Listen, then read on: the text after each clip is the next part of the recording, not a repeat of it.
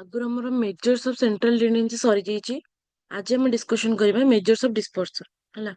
Measures of ଡିସ୍ପର୍ସନ କଣ? Dispersion can't be clearly dispatched by measuring the average or central tendency. Average is provided the observation of only the central part of the distribution.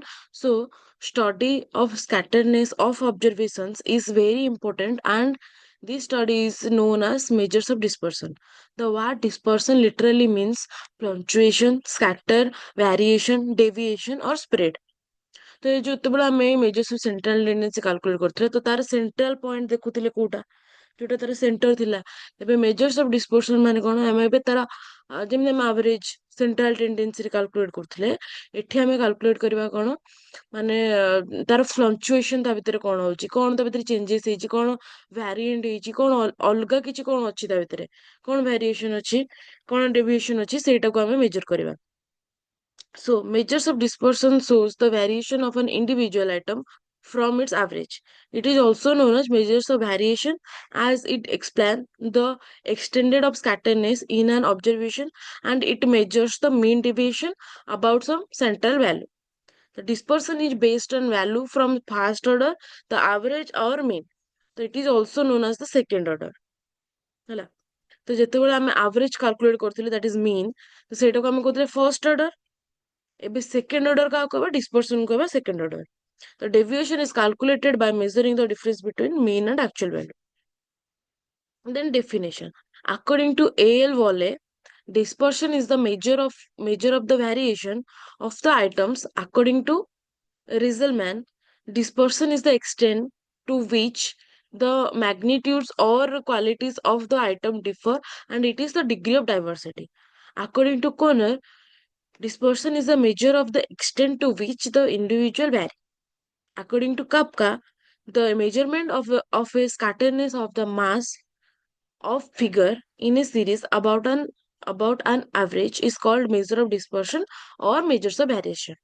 तो आमे measures of dispersion को आउ कौन कहि परबा, measures of variation भी कहि परबा। तो measures of dispersion माने ई समस्त जो कहिचंती, इन शॉर्ट समस्त कोन कहिचंती, मेजर्स ऑफ डिस्पर्सन माने वेरिएशन इन आइटम, और ताको आउ कौन कहिचंती, मेजर्स ऑफ वेरिएंस कहिचंती। तो जो एठी भी से कहिचंती quality of the item differ, जो डिफरेंस ता अछि, जो वेरिएशन ता अछि, और इंडिविजुअल वैरी केते वैरी करूची, तो तारो जो डिफरेंस अछि सेटा को हमें कैलकुलेट करबा। Then, method of measuring dispersion. There are two types of method for measuring the dispersion. There are absolute measures of dispersion and relative measures of dispersion. The absolute measures of dispersion is also divided in four kinds, or dispersion which is expressed in the term of unit of the observation, that is rupees, meter, years, etc., is called absolute measures of dispersion, and we can calculate the measures of dispersion by using the four formulas, that is range, interquartile deviation or quartile deviation, mean deviation, and standard deviation. So we can calculate absolute measures of dispersion by using range, QD or quartile deviation, mean deviation, and standard deviation. Four types of. Then relative measures of dispersion. The measures of dispersion which is independent of unit or may involve the point about which the deviation are taken is known as relative measures of dispersion or coefficient of dispersion. And there is only one relative measures of correspondent to an absolute measures of dispersion. तो ଯେତେବେଳେ ଆମେ ଏଠି calculate କରୁଥିଲେ, ଏବେ ତ ଏଠି ପଢିଲେ absolute measures of dispersion, ତାମାନେ ଆମେ ଏଠି କଣ ଦେଖିଲେ, range calculate କରିବା, quartile deviation calculate କରିବା, mean deviation calculate କରିବା, and standard deviation calculate କରିବା। କିନ୍ତୁ ଯେତେବେଳେ ଆମେ relative measures of dispersion ପଢିବା, ତାମାନେ ଆମେ କଣ calculate କରିବା, ତାର relative କଣ ରହୁଛି, range ର relate କଣ କଲେ, coefficient of range। ସେମିତି quartile deviation relate କଲେ coefficient of quartile deviation, then mean deviation ହେଲା coefficient of mean deviation, and standard deviation ହେଲା coefficient of variance। ତ ଏଠି କଣ କଲେ, ଆମେ ତାର ରିଲେଟ ଯୋଉଟା ତାକୁ କରିପାରିବା ତାର ଡେଭିଏସନ ର ସେଇ ପଏଣ୍ଟ କୁ ଫାଇंड ଆଉଟ୍ କଲେ। ଦେନ୍ what is range?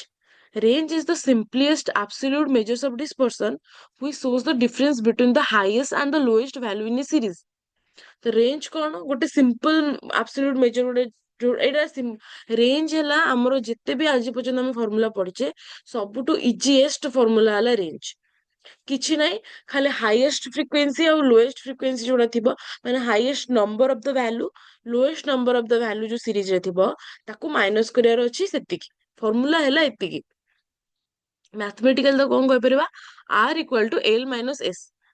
ଆର୍ କଣ, ଆର୍ ହେଲା ରେଞ୍ଜ, ଏଲ୍ ମାନେ ହେଲା ଲାର୍ଜେଷ୍ଟ ଭ୍ୟାଲୁ, ଆଉ ଏସ୍ ହେଲା ସ୍ମଲେଷ୍ଟ ଭ୍ୟାଲୁ। ହେଲା ତ ଆଉ ଏଠି ଲେଖା ହେଇଛି ମ୍ୟାକ୍ସିମମ୍ ଭ୍ୟାଲୁ ଆଉ ମିନିମମ୍ ଭ୍ୟାଲୁ ବି ଆମେ କହିପାରିବା। ତ ଏଠି ଫର୍ମୁଲା କଣ, ରେଞ୍ଜ ର ଏଲ୍ ମାଇନସ ଏସ୍, ମାନେ lowest largest value minus smallest value. ଯୋଉଟା ଅଧିକ ଥିବ ତାକୁ, ଯୋଉଟା କମ ଥିବ ତା ସହିତ ମାଇନସ କଲେ ଯୋଉ ଭ୍ୟାଲୁ ଟା ମିଳିଲା ସେଟା ହେଲା ରେଞ୍ଜ। ସେମିତି କୋଫିସିଏଣ୍ଟ ଅଫ ରେଞ୍ଜ, ଏବେ ଯେମିତି ପଢୁଥିଲେ ଏବେ ରିଲେଟିଭ ଆବସଲ୍ୟୁଟ। ତ ଏଇ ଯୋଉ ଉପର ଭ୍ୟାଲୁ ଟା ବାହାରିଲା ଏଇଟା, ଏଇଟା ହେଲା ଆମର କେବଳ ଆବସଲ୍ୟୁଟ ମେଜର ଅଫ ଡିସପରସନ, ଏଇଟା ହେଲା ରିଲେଟିଭ ମେଜର୍ସ ଅଫ ଡିସପରସନ। ହେଲା, କୋଫିସିଏଣ୍ଟ ର ଫର୍ମୁଲା କଣ, ଏଇଟା ବି ଆହୁରି easy. Relative measures of variation or coefficient of range is used to compare the series. That is, coefficient of range is defined as coefficient of range equal to largest value minus smallest value divided by largest value plus the smallest value. That is L minus S divided by L plus S. L minus S जोटा हमर केवल range बाहरतला, एठी divided by L plus S करदेले जो value टा बाहरला सेटा ला coefficient of range। ହେଲା ତ range ଏଟା ହେଲା ଫର୍ମୁଲା, କିନ୍ତୁ ରେଞ୍ଜ କୁ ବି ସେମିତି ଆମେ ଯେତେବେଳେ ମିନ୍ ମିଡିଆନ ମୋଡ କାଲକୁଲେଟ କରୁଥିଲେ ସେତେବେଳେ ଆମର ତିନିଟା ସିରିଜ ଥିଲା, କଣ, ଇଣ୍ଡିଭିଜୁଆଲ ସିରିଜ, ଡିସ୍କ୍ରିଟ ସିରିଜ ଆଉ କଣ୍ଟିନ୍ୟୁଅସ୍ ସିରିଜ। ଏଠି ବି ଆମେ ସେଇଆ ପଢିବା, individual series, discrete series, group series ମାନେ ହେଲା continuous series. Individual series, to find out the value of range in the individual series, no need to calculate the difference between highest and lowest value of the series। ହେଲା ତ ଏଇଟା ଦେଖ, ଏଇଟା ହେଲା individual series. ଏଠି କିଛିଟା value ଆମକୁ ଦେଇଛି 54, 45, 16, 15, 75, 85, 28। ତ କିଛିଟା ଭ୍ୟାଲୁ ଦେଇଛି, ଆମକୁ କହିଛି ତାର calculate the range and its coefficient. ଆମେ ଏବେ ଦେଖିବା ସବୁଠୁ ହାଇଏଷ୍ଟ ଲାର୍ଜେଷ୍ଟ ଭ୍ୟାଲୁ ଦରକାର ଆଉ ସ୍ମଲେଷ୍ଟ ଭ୍ୟାଲୁ ଦରକାର ଫର୍ମୁଲା ପାଇଁ, ମାନେ ଏଲ୍ ଆଉ ଏସ୍। ତ ଲାର୍ଜେଷ୍ଟ ଭ୍ୟାଲୁ ଆଙ୍କ ଭିତରୁ ସମସ୍ତଙ୍କ ଭିତରୁ ଅଧିକ କୋଉଟା, 85, 85 ସବୁଠୁ ଅଧିକ। ଲୋଏଷ୍ଟ କୋଉଟା, 15 ସବୁଠୁ କମ। ତ ଆମର ହାଇଏଷ୍ଟ ଭ୍ୟାଲୁ ହେଲା 85 ଏଲ୍, ଏସ୍ ହେଲା ଆମର ସ୍ମଲେଷ୍ଟ ଭ୍ୟାଲୁ 15। ହେଲା ତ ଏବେ ଆମେ ଲାର୍ଜେଷ୍ଟ ଭ୍ୟାଲୁ ସ୍ମଲେଷ୍ଟ ଭ୍ୟାଲୁ କ୍ୟାଲକୁଲେଟ କରିପାରିବା, ନା ନାଇଁ? ତ ଏବେ L minus S, that is 85 minus 15 କଲେ ହେଲା 70। ତ 70 ହେଲା ଆମର ରେଞ୍ଜ। ସେମିତି କୋଫିସିଏଣ୍ଟ ଅଫ ରେଞ୍ଜ କେମିତି ହବ, L minus S divided by L plus S। L minus S କେତେ, 85 minus 15 ହେଲା 70। L plus S, that is 85 plus 15 ହେଲା 100। ତ 70 by 100 equal to 0.7 और ତାକୁ 70% ବି ଲେଖିପାରିବା। ତ ଏଇ ଯୋଉ ଭ୍ୟାଲୁ ଗୁଡାକ ଅଛି ଆ ଭିତରେ ରିଲେସନ କଣ, 70% ର, ମାନେ ଲାର୍ଜେଷ୍ଟ ଆଉ ସ୍ମଲେଷ୍ଟ ଭିତରେ। ସଇଲା। ସେମିତି ଆଉ ଗୋଟେ ଏଠି ଗୋଟେ ପ୍ରୋବ୍ଲେମ ଦେଇଛି କି ଏଠିକି 10 ଜଣ ଷ୍ଟୁଡେଣ୍ଟଙ୍କର ମାର୍କ ଦେଇଛି, ଆ ଭିତରୁ ରେଞ୍ଜ ଆଉ କୋଫିସିଏଣ୍ଟ ଅଫ ରେଞ୍ଜ କାଲକୁଲେଟ କରିବାର ଅଛି। ଦେଖ ଆ ଭିତରୁ ସବୁଠୁ ହାଇଏଷ୍ଟ କେତେ ଅଛି, 35। ସବୁଠୁ ଲୋଏଷ୍ଟ କେତେ ଅଛି, 4। 35 ମାଇନସ 4 ହେଲା 31, ଏଟା ହେଲା ରେଞ୍ଜ। କୋଫିସିଏଣ୍ଟ ଅଫ ରେଞ୍ଜ ହେଲା କେତେ, L minus S divided by L plus S, ମାନେ 35 minus 4, 31 divided by 35 plus 4, 39।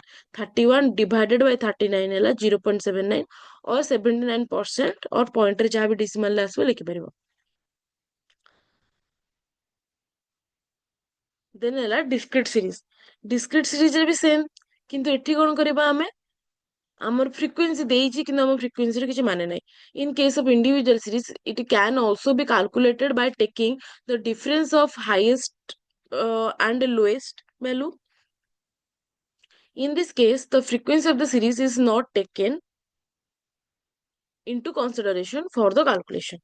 ତ ଏଠି ଯେତେବେଳେ ଆମକୁ କ୍ୱେଶ୍ଚିନ୍ ଡିସ୍କ୍ରିଟ ସିରିଜରେ ଆଉ କଣ୍ଟିନ୍ୟୁଅସ୍ ସିରିଜରେ ଆମକୁ କଣ ଆଗକୁ ଦବ, ଫ୍ରିକ୍ୱେନ୍ସି। ଇଣ୍ଡିଭିଜୁଆଲ ସିରିଜରେ ଫ୍ରିକ୍ୱେନ୍ସି ନଥାଏ, ଡିସ୍କ୍ରିଟ ଆଉ କଣ୍ଟିନ୍ୟୁଅସ୍ ସିରିଜରେ ଆମର ଫ୍ରିକ୍ୱେନ୍ସି ଥାଏ। କିନ୍ତୁ ଯଦି ଫ୍ରିକ୍ୱେନ୍ସି ଦେଇଛି ଆମକୁ ରେଞ୍ଜ କାଲକୁଲେଟ କରିବା ପାଇଁ ବି ଦେଇଛି, ତାହେଲେ ଆମର ଫ୍ରିକ୍ୱେନ୍ସିଟି କିଛି ଲେନଦେନ ନାହିଁ, ଆମର କେବଳ ଭ୍ୟାରିଏବୁଲ ଆଉ ସେ ଯୋଉ ଭ୍ୟାରିଏବୁଲ ସିରିଜରେ ହିଁ ଲେନଦେନ। ଆମେ ସେଇଠି କେବଳ ଦେଖିବା କି କୋଉଟା ହାଇଏଷ୍ଟ ଆଉ କୋଉଟା ଲୋଏଷ୍ଟ। ହାଇଏଷ୍ଟ ହେଲା 55, ଲୋଏଷ୍ଟ ହେଲା 5। ତ 55 ମାଇନସ 5 ହେଲା 50, ଏଟା ହେଲା range. Coefficient of range 55 minus 5 divided by 55 plus 5, ମାନେ 50 divided by 60 ହେଲା 0.83 or 83%। ସରିଲା, ଏତିକି ହିଁ ଆମକୁ କାଲକୁଲେଟ କରିବାର ଅଛି। ହେଲା, କଣ କାଲକୁଲେଟ କରିବାର ଅଛି, ଗୋଟେ ତ ଆମେ ଫାର୍ଷ୍ଟ ଦେଖିବା କି ଫ୍ରିକ୍ୱେନ୍ସି ଯଦି ଥିବ ତାକୁ ଆମେ ଇଗ୍ନୋର କରିଦେବା, ଫ୍ରିକ୍ୱେନ୍ସିରେ ଆମର କିଛି ଲେନଦେନ ନାହିଁ। ଡାଇରେକ୍ଟ ଆମେ କଣ କରିବା, जोड़ा हमको भैरिएबल अच्छी से भैरिएबल भितर आम सब लार्जेस्ट जोटा अच्छी ताकू स्मॉलेस्ट सहित माइनस करवा सरला सेमती largest by divided by minus smallest divided by L plus S that is largest plus smallest एति केवल कैलकुलेट करार अछि तो आमर फ्रिक्वेंसी सहित किछि लेन देन नाही सेमती एटा गोटे रहला एठी हमर फ्रिक्वेंसी देछि किंतु फ्रिक्वेंसी सहित हमर किछि लेन देन नाही डायरेक्ट हम करे भैरिएबल जो अछि तार largest minus smallest 70 minus 10 that is 60 60 ହେଲା କଣ ରେଞ୍ଜ କଣ ହେଲା ସେ क्वेश्चन ଟା ହଁ 60 ହେଲା range coefficient of range l minus s divided by l plus s ମାନେ 60 divided by 80 ହେଲା 0.75 or 75% ସେମିତି এটা ହେଲା discrete series ଗଲା individual ଗଲା ଏବେ ଆମେ continuous series ରେ ସେମିତି in case of grouped series it can be calculated by taking the difference of lower limit of the lowest class interval and upper limit of the highest class interval and it can also be measured by taking the difference of mid value of the lowest class interval and mid value of the largest highest class interval तो ଏଠି ଦିଟା way ରେ calculate କରିହବ ହେଲା ଏଠି ଆମକୁ variable ଦେଲା frequency ଦେଲା ସେମିତି ଯେମିତି ମୁଁ କହିଥିଲି ଫ୍ରିକ୍ୱେନ୍ସି ସହିତ ଆମର କିଛି ଲେନଦେନ ନାହିଁ ଆମକୁ କେବଳ ଭ୍ୟାରିଏବଲ ସହିତ ଲେନଦେନ ଅଛି ସେମିତି ଏଠି ତମେ ଦିଟା ୱେରେ କରିପାରିବ ଗୋଟେ ହେଲା ସେ କହିଛି ଦେଖ କି lower limit of lowest class and upper limit of highest class तो एठी lower limit of lower class केते लोअर लिमिट हला एटा लोअर क्लास हला एटा क्लास इंटरवल सबुठु कम एटा तो अधिक हो जाउची तो लोअर क्लास इंटरवल सबुठु लोएस्ट वैल्यू हला 10 सेमती upper value of the highest class एटा हला हाईएस्ट क्लास माने सबुठु अधिक क्लास इंटरवल एटा सबुठु हाईएस्ट वैल्यू केते अछि 100 तो मो पारे हाईएस्ट वैल्यू हला 100 लोएस्ट वैल्यू हला 10 तो 100 माइनस 10 हला 90 हला रेंज सरला बस एतिकी सरला then coefficient of range L minus S divided by L plus S माने 90 divided by 110 equal to 0.82 or 82% सरला एतिकी ही मो कैलकुलेट करार थिला तो इंडिविजुअल हो कि डिस्क्रीट हो कि कंटीन्यूअस हो आमर फ्रिक्वेंसी टी किछि लेन देन नाही आमर लेन देन हला वेरिएबल जोटा हाईएस्ट अछि सेटा को हमें एल नबा और लार्जेस्ट वैल्यू नबा जोटा कम अछि ताको स्मॉलेस्ट वैल्यू नबा ताको माइनस कर देले सिंपली तार रेंज बाहर जिवो से जो माइनस रो वैल्यू को डिवाइड करबा ताको एल प्लस एस रे जेतिकी वैल्यू बाहरला ताको आइदर परसेंटेज और पॉइंट रे कि डेसिमल रे लिखि परिबा ताहले हमर बाहर जिवो कोन कोएफिशिएंट ऑफ रेंज एतिकी हला हमें पढ़ले एबे सरला देन ला क्वार्टाइल डेविएशन केमते कैलकुलेट होबो quartile deviation is another measure of variance which gives the solution to overcome the limit of the range and in a data set it calculates the spread over the middle half of the values and this measure of variance is minimizes the effect of extreme values also known as outliner तो एटा कोन जेतेबेला ଆମେ range करथिले range रे कोन किछटा limitation थिला कोन limitation थिला हमकु केवल largest और smallest भितरे ही नेकी कैलकुलेट करियार थिला किंतु एठी कोन से लिमिटेशन टा ओवरकम हे जिवो कारण हमकु ए जो क्वार्टाइल डिवीजन रे हमर रेंज भलिया लार्जेस्ट स्मॉलेस्ट दरकार नै हमकु ताको कोन हमर प्रॉपर्ली तो कैलकुलेट करिया को पड़िबो Hala. In this method, the study of interquartile range is necessary because a large amount of values in the dataset lies in the central part of the frequency distribution. To calculate this value, all the dataset is divided into 4 parts. Every part of the dataset contains 25% of the observed value, and in these values, the highest one is called as or also known as quartile.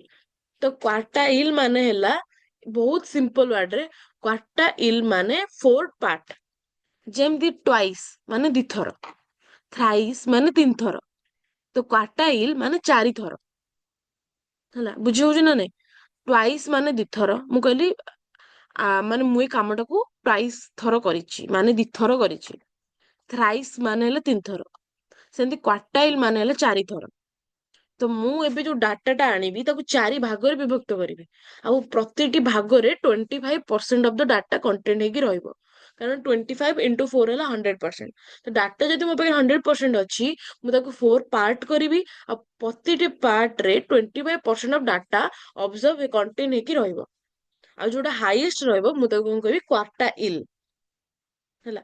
Quarter ପଡିଥିବ ଆମେ ଯେତେବେଳେ ଆମେ କହୁନା ଆମର 4ଟା quarter ଅଛି ଆମେ କହୁନା ଆମର 12 ମାସ କିନ୍ତୁ ଆମ 12 ମାସରେ 4ଟା କ୍ୱାର୍ଟର ଅଛି। Q1, Q2, Q3, Q4। ଯେମିତି Q1 ହେଲା କଣ ଆମର ଯଦି ଆମର ଫାଇନାନ୍ସିଆଲ ଇୟର ଯଦି ଦେଖିବା ତାହେଲେ ଆମର Q1 କେବେଠୁ ଏପ୍ରିଲରୁ ଆମର ମାର୍ଚ୍ଚ 1 ଏପ୍ରିଲ ରୁ 31 ମାର୍ଚ୍ଚ ଯାଏ ହୁଏ। ତ 1 ଏପ୍ରିଲରୁ ତମର ଆକାଉଣ୍ଟ ସେଇଟା ପଢାଇଥିବ। ତ 1 ଏପ୍ରିଲରୁ ଏପ୍ରିଲ ମେ ଜୁନ ହେଲା ଏଇ 3ଟା ହେଲା Q1। ଦେନ୍ ଜୁଲାଇ ଅଗଷ୍ଟ ସେପ୍ଟେମ୍ବର ମାନେ ଜୁଲାଇ ଟୁ ସେପ୍ଟେମ୍ବର ହେଲା Q2। October November December Q3। ଜାନୁଆରୀ ଫେବୃଆରୀ ମାର୍ଚ୍ଚ Q4। ତ ଆମର 4ଟା କ୍ୱାର୍ଟର ହେଲା। ପ୍ରତିଟି କ୍ୱାର୍ଟରରେ ଆମର 3 ମାସ ରହିଲା। ତ ଆମେ ତାକୁ 4ଟା କ୍ୱାର୍ଟର ମାନେ ହେଲେ 4ଟା ପାର୍ଟ। ଏଠି କଣ ଏଠି ବି ଆମେ ସେଇ କ୍ୱାର୍ଟର ମାନେ 4ଟା ପାର୍ଟ। ପ୍ରତିଟି ପାର୍ଟରେ 25% ଲେଖା ଡାଟା କଣ୍ଟେନିଂ ରହିବ କିନ୍ତୁ ଯୋଉଟା ସବୁଠୁ ହାଇଏଷ୍ଟ ତାକୁ ଆମେ କହିବା କ୍ୱାର୍ଟାଇଲ୍ ହେଲା। ଦେନ୍ ଇଣ୍ଟର କ୍ୱାର୍ଟାଇଲ୍ ରେଞ୍ଜ ମ୍ୟାଡାମ କଣ? ଆମେ ତ ଏବେ ରେଞ୍ଜ ପଢି ଆସିଥିଲେ ମାନେ ଏଲ ମାଇନସ ଏସ୍ ନା ଏଠି ଏଲ ମାଇନସ ଏସ୍ ନୁହଁ। ଏଠିକି ଯୋଉ ଆମେ ଯୋଉ ଏବେ ଯୋଉ କଣ କହିଲି କ୍ୱାର୍ଟାଇଲ୍ ମାନେ 4ଟା ପାର୍ଟସ ସେଇ ପାର୍ଟର ଡିଫରେନ୍ସ ସବୁଠୁ highest part minus lowest part ତାର difference. In this data set, the interquartile range is a spread of value between the third quartile, that is Q3, and first quartile, that is Q1. And in other words, it can be defined by the range of the middle 50% of the data, and the figure above the shows the concept of the interquartile range. That is interquartile range equal to Q3 minus Q1. ଯୋଉଠି ରେଞ୍ଜରେ ଆମେ ପଢୁଥିଲେ largest minus smallest ମାନେ ସବୁଠୁ large ଯୋଉଟା ଥିଲା ତାକୁ ସବୁଠୁ small ସହିତ ମାଇନସ୍ କରୁଥିଲେ। ଏଠି ସେମିତି କ୍ୱାର୍ଟାଇଲରେ ସବୁଠୁ ହାଇଏଷ୍ଟ ଯୋଉ ଥିବ Q3 ତାକୁ ମାଇନସ୍ କରିବା Q1 ସହିତ ମାନେ ଥାର୍ଡ କ୍ୱାର୍ଟାଇଲକୁ ଫାର୍ଷ୍ଟ କ୍ୱାର୍ଟାଇଲ ସହିତ ମାଇନସ୍ କରିବା। ସେମିତି ଏଇଟା କଣ ହେଲା ଇଣ୍ଟର କ୍ୱାର୍ଟାଇଲ ରେଞ୍ଜ। ସେମିତି quartiles are the point which divide the data in 4 equal parts, that is Q1, Q2, Q3 and Q4। 4ଟା ପାର୍ଟ ହେଲା। ତ ତାହେଲେ Q1 ର ଫର୍ମୁଲା କଣ ହେଲା 1/4। କାରଣ ମୁଁ ଯେତେବେଳେ ମୁଁ ଗୋଟେ ଆପେଲକୁ 4ଟା ଭାଗ କରୁଛି ତାହେଲେ ମୁଁ କଣ ସେଠି କହିପାରିବି ମତେ ଜଣେ ପଚାରିବେ ତମ ପାଖରେ କେତେଟା ଆପେଲ ଥିଲା ମୁଁ କହିବି ମୋ ପାଖରେ ଗୋଟେ ଆପେଲ ଥିଲା। ଏବେ ତମ ପାଖରେ କେତେଟା ଆପେଲ ଅଛି ଯେହେତୁ ମୁଁ ତାକୁ 4 ଭାଗ କରିକି 3 ଜଣଙ୍କ ଭିତରେ ବାଣ୍ଟି ଦେଇଛି ମୋ ପାଖରେ ଏବେ ଗୋଟେ ଚଉଠ ଆପେଲ ଅଛି। ତାହେଲେ ଚଉଠ ଆପେଲକୁ ମୁଁ କଣ କହିବି 1/4 ମାନେ ଗୋଟେ ଆପେଲର 4 ଭାଗରୁ ଗୋଟେ ଭାଗ ଅଛି ମୋ ପାଖରେ। ତାହେଲେ Q1 ତାକୁ ମୁଁ କଣ କହିବି ଚଉଠେ ଅର୍ ତାକୁ ଚଉଠକୁ ମୁଁ ଆଉ କଣ କହିପାରିବି ଆମର ମ୍ୟାଥମେଟିକାଲ ୱେରେ 1/4। ମୋ ପାଖରେ 1/4 ଅଫ ଦ ଆପେଲ ଅଛି ହେଲା। ଏଠି ବି ସେମିତି Q1 ମାନେ 1/4 of the value and Q3 ମାନେ 3/4 ଅଫ ଦ ଭ୍ୟାଲୁ। କାରଣ ତା ପାଖରେ Q3 ମାନେ 4 ଭାଗରୁ 3 ଭାଗ ଅଛି Q3 ଆଉ Q1 ମାନେ 4 ଭାଗରୁ ଗୋଟେ ଭାଗ ଅଛି ହେଲା। And the quartile division, half of the total number of the item is included between Q1 and Q3. That the difference between third quartile and first quartile, that is Q3 minus Q1, only includes the central items and exclude the extreme values. And the interquartile range is a good and convenient indicator of the absolute variability. If the interquartile range is large, then the variability in the data set will be large, and the half of the difference between the Q3 and Q1 is known as semi-interquartile range or quartile deviation। तो ଏଠି ଆମେ ଆଉ ଗୋଟେ କଣ ଜିନିଷ ଜାଣିଲେ କ୍ୱାର୍ଟାଇଲ deviation କୁ ଆମେ ଆଉ କଣ କହିପାରିବା ଇଣ୍ଟରକ୍ୱାର୍ଟାଇଲ ରେଞ୍ଜ ସେମି ଇଣ୍ଟରକ୍ୱାର୍ଟାଇଲ ରେଞ୍ଜ। କ୍ୱାର୍ଟାଇଲ ରେଞ୍ଜ ର ଫର୍ମୁଲା ହେଲା Q3 minus Q1। तो Q1 ର ଫର୍ମୁଲା ହେଲା 1/4 ଆଇଟମ Q3 ର ହେଲା 3/4 ଆଇଟମ। ସେମିତି କ୍ୱାର୍ଟାଇଲ ଡେଭିଏସନ ତମକୁ ଯଦି କ୍ୱେଶ୍ଚିନ ପଚାରୁଛି ଫାଇଣ୍ଡ ଆଉଟ ସେମି ଇଣ୍ଟର କ୍ୱାର୍ଟାଇଲ ରେଞ୍ଜ ମ୍ୟାଡାମ ତ ଆମକୁ ଇଣ୍ଟର କ୍ୱାର୍ଟାଇଲ ରେଞ୍ଜ ପଢେଇଥିଲେ ସେମି ଇଣ୍ଟର କ୍ୱାର୍ଟାଇଲ ରେଞ୍ଜ କେମିତି କାଲକୁଲେଟ କରିବୁ ସେଇଟା ହେଲା ତମକୁ ସେଟା ଜାଣିକି ମାନେ ମାନେ କଣ ତମେ ନ ଜାଣିବା ପାଇଁ ସେମିତି କ୍ୱେଶ୍ଚିନ ଦେଇ ଦେଇଥିବ କିନ୍ତୁ ସେମି ଇଣ୍ଟର କ୍ୱାର୍ଟାଇଲ ରେଞ୍ଜ ମାନେ ହେଲା କ୍ୱାର୍ଟାଇଲ deviation. Semi interquartile range is nothing but quartile deviation। The formula ହେଲା କଣ QD Q3 minus Q1 divided by 2 ହେଲା। formula କଣ ହେଲା Q3 minus Q1 divided by 2 ହେଲା interquartile deviation or semi interquartile range. तो एठी हुए Q3 minus Q1 equal to interquartile range। तो डायरेक्ट मुझे interquartile range कैलकुलेट करबी, that is Q3 minus Q1। तो Q3 ର फॉर्मूला ହେଲା 3/4 आइटम और Q1 ହେଲା 1/4 आइटम। ହେଲା ପରେ ଯେତେବେଳେ ମୁଁ interquartile range ପାଇଗଲି ତାକୁ divided by 2 ଯଦି କରିଦେବି ତାହେଲେ ମୁଁ easily quartile deviation और semi interquartile range find out କରିଦେବି। ସରିଲା। ସେମିତି ସେଟା ହେଲା absolute measures of dispersion। relative measures of dispersion ରେ କଣ ଥିଲା, coefficient of quartile deviation। ଯେତେବେଳେ ମୁଁ quartile deviation calculate କରିସାରିଲିଣି ତାର coefficient ମତେ କହିଛି calculate କରିବା ପାଇଁ, ତା ଭିତରେ relation କଣ, in the difference of the third and first quartile is divided by the sum of the third and first quartile, then it is known as coefficient of quartile deviation। In case of open-ended distribution, when the frequency distribution has an extreme class limit and no specific class limit, it is a very useful measure. Mathematically, coefficient of quartile deviation is defined as follows। তাহলে coefficient of quartile deviation और COD ର formula कौन है, Q3 minus Q1 divided by Q3 plus Q1। Madam एटा तो coefficient of range भलिया formula. हाँ, जो coefficient बाहरिबो से जो रेंज रो जो फॉर्मूला थिला L minus S divided by L plus S, एठी भी तार similar formula Q3 minus Q1 divided by Q3 plus Q1। Q3 minus Q1 था इंटरक्वार्टाइल रेंज, Q3 माने थर्ड क्वार्टाइल जार फॉर्मूला 3/4 आइटम, Q1 माने first quartile that is 1/4 item. सरला। एबे हम ଗୋଟେ प्रॉब्लम रे देखिबा कि केमिति हम ताको कैलकुलेट करि परिबा। ହେଲା ସେମିତି ଆମେ ତିନିଟା ସିରିଜରେ କାଲକୁଲେଟ ହବ, ଇଣ୍ଡିଭିଜୁଆଲ, ଡିସ୍କ୍ରିଟ ଆଉ କଣ୍ଟିନ୍ୟୁଅସ। ଯଦି ଭ୍ୟାଲୁ ଆମ ପାଖରେ ଇଣ୍ଡିଭିଜୁଆଲ ଥାଏ ତାହେଲେ କେମିତି କାଲକୁଲେଟ ହବ, ଡିସ୍କ୍ରିଟ ଥିଲେ କେମିତି ହବ, ମାନେ ଯଦି ଫ୍ରିକ୍ୱେନ୍ସି ଥାଏ, ଆଉ କଣ୍ଟିନ୍ୟୁଅସରେ ଯଦି ଆମର କ୍ଲାସ ଇଣ୍ଟରଭାଲ ଥିବ ଆଉ ଫ୍ରିକ୍ୱେନ୍ସି ଥିବ ତାହେଲେ କେମିତି କାଲକୁଲେଟ ହବ। ଫର୍ଷ୍ଟ ହେଲା ଇଣ୍ଡିଭିଜୁଆଲ ସିରିଜ। ଇଣ୍ଡିଭିଜୁଆଲ ସିରିଜରେ ଦେଖ ମୁଁ ପଢେଇଥିଲି Q1 ଆଉ Q3, 1/4 ଆଇଟମ ଗୋଟେ ଥିଲା ଆଉ ଗୋଟେ 3/4 ଆଇଟମ ଥିଲା। ହେଲେ ତାର ଫର୍ମୁଲା ହେଲା କଣ, size of n+1 divided fourth item. ଯେମିତି ଆମେ ମିଡିଆନରେ ପଢୁଥିଲେ ପୁରା ମିଡିଆନକୁ ପୁରା ସିମିଲାର କରିଦବ, ଯାହା ବି ସିମିଲାରିଟିଜ ବାହାରିବ ସେଇଟା ହେଲା କ୍ୱାର୍ଟାଇଲ ଡେଭିଏସନ।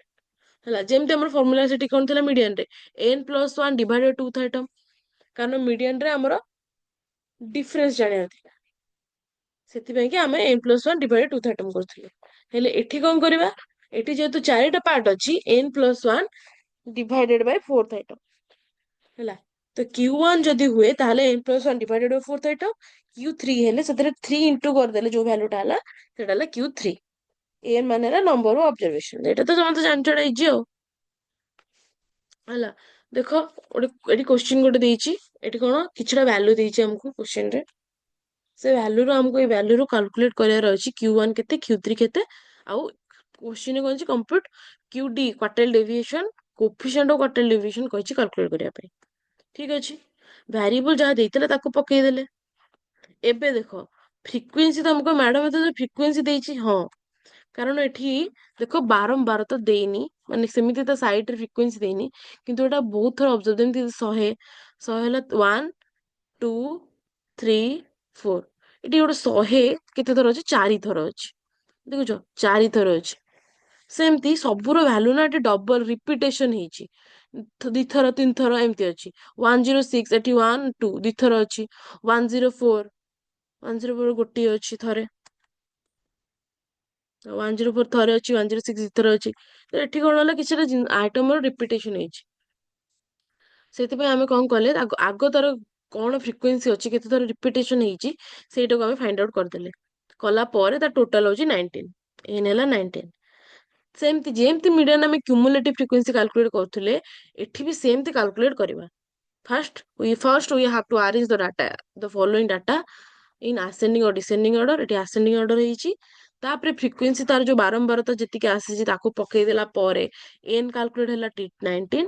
ସେମିତି କ୍ୟୁମୁଲେଟିଭ ଫ୍ରିକ୍ୱେନ୍ସି ଯେମିତି ମିଡିଆନରେ କାଲକୁଲେଟ ହଉଥିଲା ଏଠି ବି ସେମିତି ମିଡିଆନରେ କ୍ୟୁମୁଲେଟିଭ ଫ୍ରିକ୍ୱେନ୍ସି କାଲକୁଲେଟ ହବ। that is 2 2 plus 1 3 3 plus 3 6 6 plus 1 7, ଏମିତି ସବୁ କ୍ୟୁମୁଲେଟିଭ ଫ୍ରିକ୍ୱେନ୍ସି କାଲକୁଲେଟ ହେଲା। ଦେନ୍ ମତେ ଦରକାର କଣ Q1 Q3, Q3 minus Q1, ତାପରେ Q3 minus Q1 divided by Q3 plus Q1। ମତେ ଏତିକି ଜିନିଷ ଏବେ ଦରକାର ଅଛି।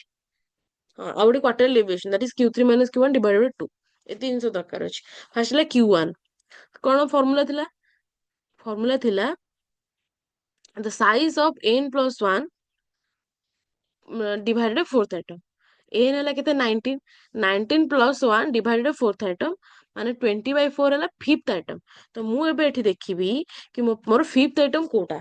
fifth item ମାନେ 5 ନମ୍ବର item ନୁହଁ, fifth item ମାନେ ହେଲା କି ଯୋଉ ଆଇଟମ ଟା ତାଠୁ ଟିକେ ଯୋଉ କ୍ୟୁମୁଲେଟିଭ ଫ୍ରିକ୍ୱେନ୍ସି ଟା ତାଠୁ ଟିକେ ଅଧିକ ଥିବ ସେଟା ହେଲା ମୋ ପାଇଁ କଣ କ୍ୟୁମୁଲେଟିଭ ଫ୍ରିକ୍ୱେନ୍ସି ଟା ତାଠୁ ଟିକେ ଅଧିକ ଥିବ ସେଟା ହେଲା ମୋ ପାଇଁ Q1।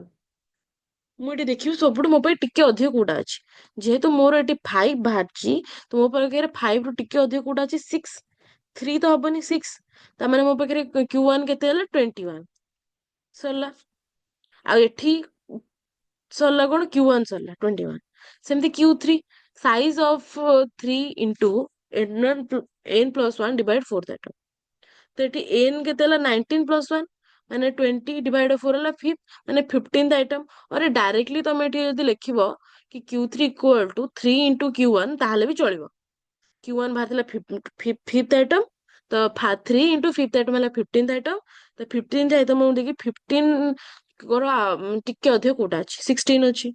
12 ତ ହବନି 16 ଅଛି, 15 ରୁ ଟିକେ ଅଧିକ ମାନେ 100 ହେଲା। ତ Q1 ହେଲା 21, Q3 ହେଲା 100। Then interquartile range ମାନେ Q3 minus Q1 that is 100 minus 21 ହେଲା 79। କ୍ୱାର୍ଟାଇଲ ଏଠି ଲେଖା ହେଇନି, ତମେ କରିପାରିବ, ମାର୍କ କେହି କାଟିବେନି ଏକ୍ସଟ୍ରା କଲେ। କ୍ୱାର୍ଟାଇଲ ଡେଭିଏସନ और semi interquartile range Q3 minus Q1 divided by 2 that is 100 minus 21 divided 2 ହେଲା 79 divided 2 ହେଲା 39.5 ହେଲା କ୍ୱାର୍ଟାଇଲ ଡେଭିଏସନ। ସେମିତି କୋଫିସିଏंट ଅଫ କ୍ୱାର୍ଟାଇଲ ଡେଭିଏସନ और COD Q3 minus Q1 divided by Q3 plus Q1 100 minus 21 divided by 100 plus 21 79 divided by 121 0.653 ହେଲା କୋଫିସିଏंଟ of କୋଫିସିଏंଟ of କ୍ୱାର୍ଟାଇଲ deviation. ସେଠି କେମିତି Q1 calculate ହେଲା, କେମିତି Q3 କାଲକୁଲେଟ ହେଲା, କେମିତି ସେମି ଇଣ୍ଟର କ୍ୱାର୍ଟାଇଲ ଅର କ୍ୱାର୍ଟାଇଲ ଡେଭିଏସନ କାଲକୁଲେଟ ହେଲା, ଦେନ୍ କୋଫିସିଏंଟ ଅଫ କ୍ୱାର୍ଟାଇଲ ଡେଭିଏସନ କେମିତି କାଲକୁଲେଟ ହେଲା। ସରିଲା। ଯେମିତି ମୁଁ ତମକୁ ଷ୍ଟାର୍ଟିଂ ରୁ ହିଁ କହିଥିଲି, ଯେବେଠୁ ତମର ଫାଷ୍ଟ କ୍ଲାସ ମୁଁ ଷ୍ଟାର୍ଟ କରିଥିଲି କି ସବୁ ଯାହା ଡେଲି ଫର୍ମୁଲା ଯେତିକି ପଢଉଛି ତାକୁ ଗୋଟେ ଖାତାରେ ଗୋଟେ ପେଜରେ ନୋଟ କରିବା ଷ୍ଟାର୍ଟ କର। ଯେମିତି ଆଜି କ୍ଲାସରେ ମୁଁ ରେଞ୍ଜ ପଢେଇଲି, ରେଞ୍ଜ ର L minus S, coefficient of range L minus S divided by plus S, ଏଗୁଡା ସବୁ ତମର ମୁହଁରେ ରହିଯିବ। କାରଣ ଆଉ ତମକୁ ପେଜ ଲେଉଟେଇକିନା ତମ ଫର୍ମୁଲା ଖୋଜିବା ଦରକାର ନାହିଁ, କି ମ୍ୟାଡମକୁ ପିପିଟି ପଠେଇଥିଲେ ସେଥିରୁ ଫର୍ମୁଲା ଖୋଜିବା ଦରକାର ନାହିଁ ହେଲା। ତ ଏଇଟା ଗୋଟେ କର। ଦେନ୍ ଆମେ ପଢିଲେ କଣ interquartile range, that is formula କଣ Q3 minus Q1। then Q3 ର formula ହେଲା 3 into n plus 1 divided 4th item। Q1 ର formula ହେଲା n plus 1 divided 4th item। then in quartile deviation or semi interquartile range ଏମିତି ଲେଖିଲେ ହିଁ ତମେ ଜାଣିପାରିବ। Q3 minus Q1 divided 2 coefficient of coefficient of quartile deviation ହେଲା that is COD Q3 minus Q1 divided by Q3 plus Q1 ସରିଲା। ଏତିକି ହିଁ formula. ଦେନ୍ ଏଇଟା ତ ଇଣ୍ଡିଭିଜୁଆଲ ସିରିଜରେ ଗଲା। ସେମିତି ଡିସ୍କ୍ରିଟ ସିରିଜ ବି ସେମ୍ Q1 ର formula n plus 1 by 4th item 3 plus n plus 1 divided 4th item n ମାନେ ହେଲା ନମ୍ବର ଅଫ ଅବଜରଭେସନ୍ସ। ଏଠି କଣ ଯୋଉଠି ଆମକୁ ଇଣ୍ଡିଭିଜୁଆଲ ସିରିଜରେ ବାରମ୍ବାରତାଟା ଆମକୁ ଦିଏନି, ଫ୍ରିକ୍ୱେନ୍ସିଟା ଆମକୁ ଦିଏନି, ଆମକୁ ନିଜେ ସେଟା କରିବା ଫାଇଣ୍ଡ ଆଉଟ୍ କରିବାକୁ ପଡେ। ବେଳେ ବେଳେ ଆମକୁ ବାରମ୍ବାରତା ବି ତାର ରିପିଟେସନ ବି ହେଇନଥାଏ, ସେମ୍ ଯାହା ଭ୍ୟାରିଏବଲ ଅଛି ସେଇଆ ଥାଏ। ଏଠି କଣ ସେଇଟା କଣ ହେଲା ଇଣ୍ଡିଭିଜୁଆଲ କେସରେ, କିନ୍ତୁ ଡିସ୍କ୍ରିଟ କେସରେ ଆମକୁ ପ୍ରପରଲି ଫ୍ରିକ୍ୱେନ୍ସି ଦେଇଥିବ ହେଲା, ଭ୍ୟାରିଏବଲ ବି ଦେଇଥିବ, ଫ୍ରିକ୍ୱେନ୍ସି ବି ଦେଇଥିବ।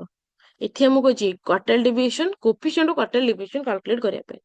ତ ଫାଷ୍ଟ ଭ୍ୟାରିଏବଲକୁ ଲେଖିଦବା, ଦେନ୍ ଫ୍ରିକ୍ୱେନ୍ସିକୁ ଲେଖିଦବା, ଫ୍ରିକ୍ୱେନ୍ସିର ଟୋଟାଲ କାଢିଦବା, ଦେନ୍ କ୍ୟୁମୁଲେଟିଭ ଫ୍ରିକ୍ୱେନ୍ସି କାଢିବା। ସେମିତି ଭ୍ୟାରିଏବଲ ରହିଲା, ଫ୍ରିକ୍ୱେନ୍ସି ରହିଲା, ଫ୍ରିକ୍ୱେନ୍ସିର ଟୋଟାଲ ହେଲା 139, ସେମିତି କ୍ୟୁମୁଲେଟିଭ ଫ୍ରିକ୍ୱେନ୍ସି ରହିଲା 2, 2 plus 14 ଏଟା ହବ 16, ଭୁଲ ଲେଖା ହେଇଛି 16 plus 16 22, ଏଟା ହବ 32, ଭୁଲ କାଲକୁଲେସନ ଏଠି ଭୁଲ ହେଇଛି, ଏଟା ତମେ ଠିକ କରିଦବ।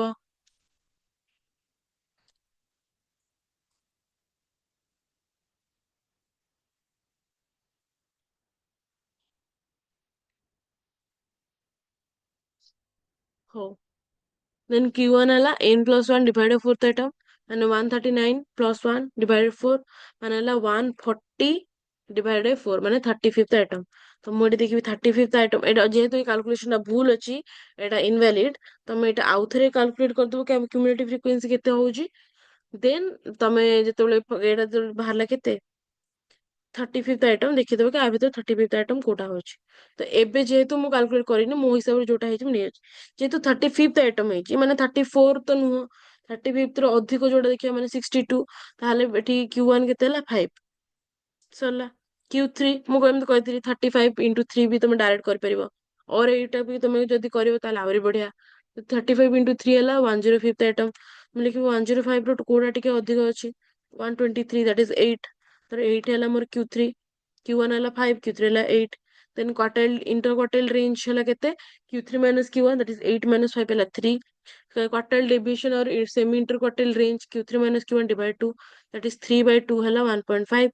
then coefficient of quartile deviation COD है Q3 minus Q1 divided by Q3 plus Q1 माने 3 divided by 8 plus 3 है 13 माने 0.23। 0.23 है कौन coefficient of quartile deviation सरला। सेमती जदि आम कंटिन्यूअस सीरीज कैलकुलेट करबा ताले एटा भलो से बुझ। कंटिन्यूअस सीरीज जेमती हमर मीडियन रो फार्मूला जहा थिला डिवाइडेड बाय 2 जगह रे मते डिवाइडेड बाय 4 लिखार अछि, सेतिकी ହେଲା फार्मूला आउ किछि भी नै। जेमती मीडियन ने मु n+1 करूଥିଲି इंडिविजुअल और डिस्क्रिट रे n+1 डिवाइड 2 एटी हला n+1 डिवाइडेड 4। एक्स्ट्रा कोन कैलकुलेट करबा पड़छि Q3 माने तासो 3 into 1 बस सेते। सेमती कंटिन्यूअस सीरीज रे जेमती मु मीडियन रे करଥିଲି n/2th आइटम, एठी भी सेमती कोन करबी n/4th आइटम, एठी भी सेया ही करबी n/4th आइटम। एक्स्ट्रा Q3 ଯେତେବେଳେ କରିବି ସେଠି ଖାଲି n/4 ଜାଗାରେ ଲେଖିବି 3n divided by 4 ଏତିକି ହିଁ କରିବାର ଅଛି। ତ ଫର୍ମୁଲା କଣ ହେଲା Q1 ର L1 plus n/2 ସେଠି କଣ ଥିଲା L1 plus m small m ଥିଲା ଯାହାର ଫର୍ମୁଲା କଣ ଥିଲା n/2 ଥାଇଟ ଏଠି ହେଲା n/4 minus c divided by f into I। ସେମିତି Q3 ହେଲା L1 plus 3n divided by 4 minus c divided by f into I Sarla. then L1 ହେଲା କଣ lower limit, n ହେଲା number of observations, f ହେଲା frequency, c ହେଲା cumulative frequency of class preceding the quartile deviation, I ହେଲା class interval।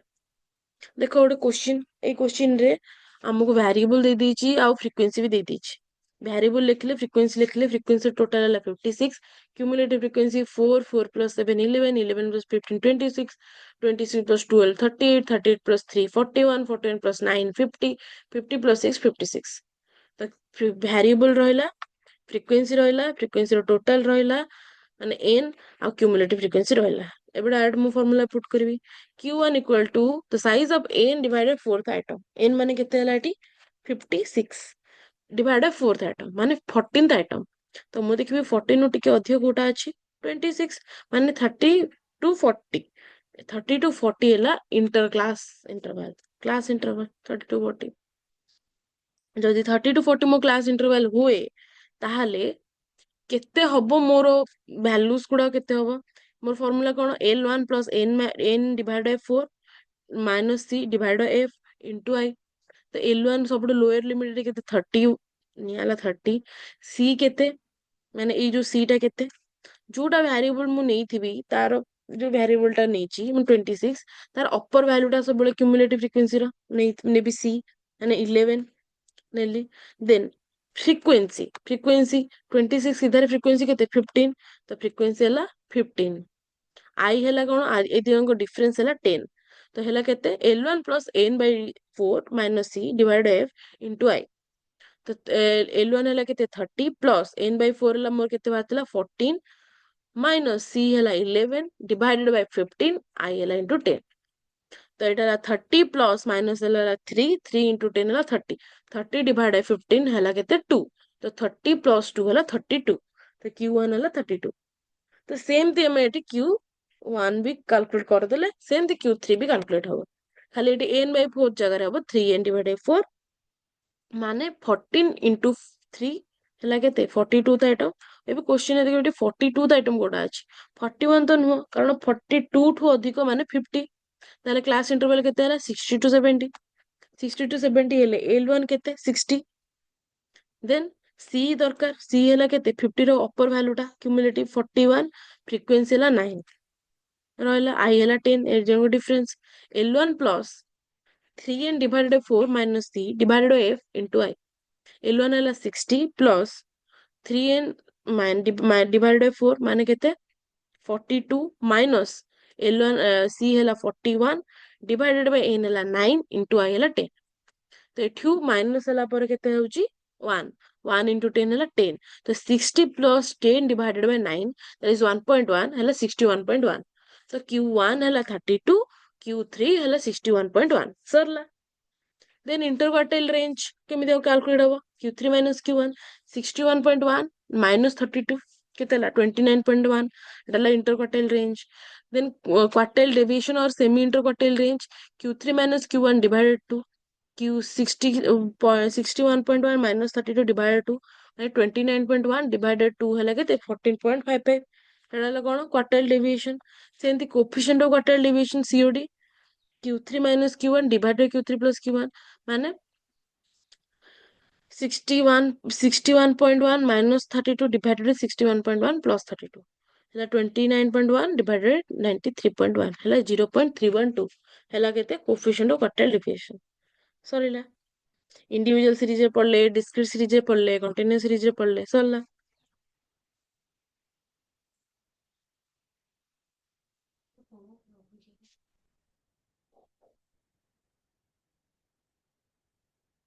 Then हला mean deviation हला mean deviation कोन mean deviation हला the arithmetic average of the absolute deviation of a series is known as mean deviation the mean deviation हम केमिति calculate करिया this deviation is calculated from any of the measures of a average such as mean median mode तो जेतेबेला हम mean deviation calculate करबा तो एठी हमको extra कोन calculate करिया पड़िबो मीन मीडियन मोड कैलकुलेट करिया पड़िबो ताहाले जाई कि हमें मीन डिविएशन कैलकुलेट कर परिबा हला तो फार्मूला कोन हला फार्मूला हला मीन डिविएशन द फार्मूला हला स्टैंडर्ड जो summation d bar divided by n madam d bar kono d bar hela where summation d bar equal to sum of all the observations taken from the तो d माने all observations माने मु एठी जो deviation नेबी कोठु नेबी mean उ नेबी median रु नेबी आउ तार प्लस माइनस साइन को इग्नोर करबी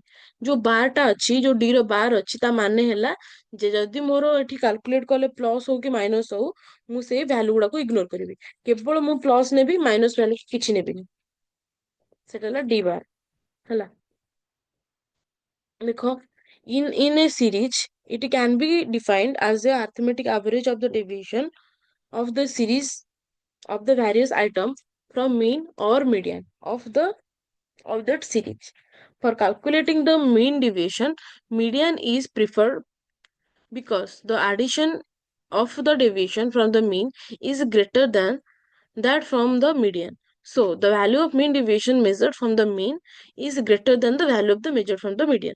तो जदि ମୁଁ ଏଠି mean deviation ମୁଁ ଏଠି ତମକୁ ଦିଟା ଯାକ formula ରେ ଦେଖେଇବି mean ରେ ବି ଦେଖେଇବି median ରେ ବି ଦେଖେଇବି ଯେତେବେଳେ ଆମେ mean deviation calculate କରିବାନି କି mean ରେ mean deviation ଟା mean ରେ calculate କରିବା ତାହେଲେ ତାର value ଟା ଯୋଉଟା ଟିକେ ଅଧିକ ଆସିବ median ଅପେକ୍ଷା ତ median value ଟା comparatively mean ଟିକେ ତା value ଟା କମ ଆସିବ ହେଲା ତ mean deviation is also known as କଣ first moment of dispersion ତ mean deviation को ଆଉ କଣ କହିପାରିବା first moment of dispersion it is generally measured either from the median and mean normally ଆମେ median କି mean ରୁ ହିଁ ଆମେ calculate କରୁ ଅଧିକ preferable ହେଲା median ହେଲା ସେମିତି coefficient of mean deviation formula କଣ ହେଲା mean deviation formula ହେଲା summation d bar divided by n d bar ମାନେ ହେଲା ମୁଁ d calculate କରିବି କେମିତି by using median and mean କଲା ପରେ ମୋ ପାଖେ ଯଦି ମାଇନସ ଭ୍ୟାଲୁ ବି ରହୁଛି ତାହେଲେ d ବାର ରେ ସବୁ ପ୍ଲସ ଆଉ ମାଇନସ ସାଇନ କୁ ମୁଁ ଇଗ୍ନୋର କରିବି ମୋ ପାଖରେ କେବଳ ପଜିଟିଭ ସାଇନ ରହିବ ପ୍ଲସ ସାଇନ ରହିବ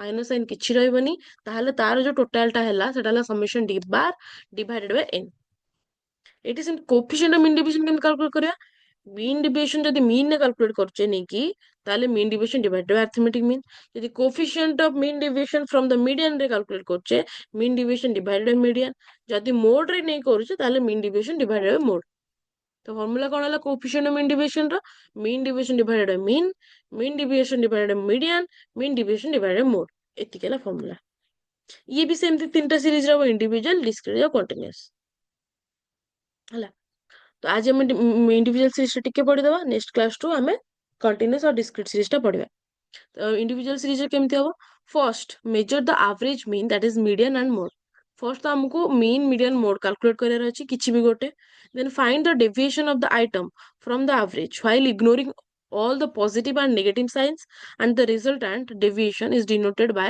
dx bar ହେଲା then next measure the total sum of this deviation that is present by summation dx bar in the last step divide the sum of the total by the number of items so symbolically mean deviation equal to summation dx bar divided by n dx bar माने deviation from the mean or median by ignoring all the plus and minus signs तो dx ର ମାନେ କଣ x minus mean or x minus median ଯାହା ବି ଲେଖିପାରିବ x minus ଏଠି mean ଲେଖା ହେଇଛି x minus median ବି କରିପାରିବ or bar ସରିଲା n ମାନେ number of items ଦେଖ ଏଇ क्वेश्चन ରେ 6 ଜଣ ଫ୍ୟାମିଲିଙ୍କର ମନ୍ଥଲି ଏକ୍ସପେଣ୍ଡିଚର ଦେଇଛି 6 ଜଣ ଫ୍ୟାମିଲିଙ୍କ ମନ୍ଥଲି ଏକ୍ସପେଣ୍ଡିଚର ଦେଇଛି ତାକୁ କେମିତି ମୁଁ କରିଛି ମୁଁ ଏଠି ଦେଖ ଦିଟା ଯାକ ଫର୍ମୁଲାରେ କରିଛି ତାକୁ ମୁଁ ମିନ୍ ରେ ବି କରିଛି ତାକୁ ମୁଁ ମିଡିଆନ ରେ ବି କରିଛି ହେଲା ତ ଏଠି n ମାନେ ହେଲା ନମ୍ବର ଅଫ ଆଇଟମ କେତେ ମତେ क्वेश्चन ऑलरेडी 6 ଦେଇଛି तो मुझे फास्ट सीरियल नंबर लिखली 1 2 3 4 5 6 देन वेरिएबल लिखली जहाँ मते क्वेश्चन देइथिला देन dx कैलकुलेट करबी तापे मोर कोन दरकार x माइनस मीन तापे मीन दरकार मीन रो पूरा सिंपलेस्ट फार्मूला यूज करबी summation x divided by n summation x केते हला टोटल आरो 34,200 डिवाइडेड बाय 6 केते हला 5,700 तो मु 5,700 को सब वेरिएबल सहित माइनस करबी माइनस कला परे मो पाके देखो एटा हला 4260 माइनस 5,700 एटा कोन माइनस रे आसीबो किंतु तमे पूरा माइनस को इग्नोर कर दबो माइनस कला पर जेति की वैल्यू केवल सेति लिखिबो तो x माइनस मीन केवल सेति वैल्यू लिखिबो देखो एटी सब प्लस माइनस साइन को इग्नोर होला पर समेशन dx बार बाहर 7080 तो 7080 divided by number of item हला 6 हला 1180 हला mean deviation coefficient of mean deviation divided by mean माने 1180 डिवाइडेड बाय 5700 केते हला 0.21 तो 0.21 हला कोएफिशिएंट ऑफ मीन डिविएशन सेमती मीडियन रे सीरियल नंबर रहिला तापरे तार हमर वेरिएबल रहिला देन एटी मीडियन कैलकुलेट होबो फर्स्ट केते n + 1 divide 2 Thatta plus n + 1 एटा हम नेक्स्ट क्लास रे पढिबा हमर टाइम लिमिट सरी गलानी तो एटा मु बुझौथिबे अधर कटि जिवो ताडो बेटर कि एटा नेक्स्ट क्लास रे मु तुमको ए क्वेश्चन रा मीडियन रो आउथरे बुझेथिबि ठीक अछि thank you students for joining my class and have a good day